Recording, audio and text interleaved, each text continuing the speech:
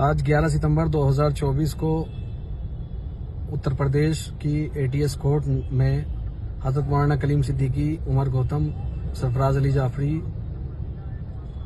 धीरज गोविंद जगताप, अरसलान, आदम भोपरिया बांदो और अन्य इनके अलावा 12 लोगों को 121A में आजीवन कारावास और 10,000 रुपये का जुर्माना, 123 में 10 वर्ष की सजा और 50,000 रुपये का जुर्माना और अन्य तमाम धाराओं में अपनी मैक्सिमम सजा उसमें सुनाई है।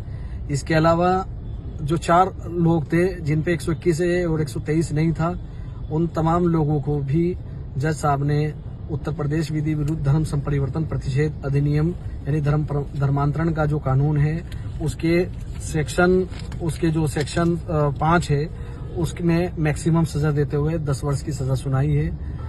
इस फैसले के खिलाफ हम लोगों के पास अभी हाई कोर्ट का मौका है और हमें तमाम अदालतों से पूरी उम्मीद है कि इंशाअल्लाह अज़ीज हमारे साथ इंसाफ होगा।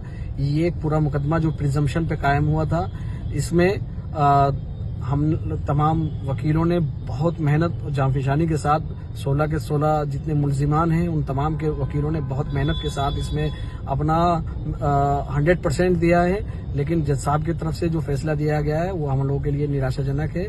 और ये 264 पेज का पूरा एक जजमेंट है और इसके बारे में अभी हम और डिटेल में नहीं बता सकते हैं कि ये इसमें किन बिंदुओं पर उनके किस बारे में ये सजा सुनाई गई है। तो अभी जब पूरा मुकदमा हमें उसकी जजमेंट की कॉपी मिल जाएगी उसके बारे में आपको हम डिटेल से बताएंगे। मेरे इसी पैगाम को आप ये समझिए कि ये एक ऑफिशियल पैगाम है। इसके अलावा बराए करम फोन पर राब्ता करने की कोशिश न करें। शुक्रिया।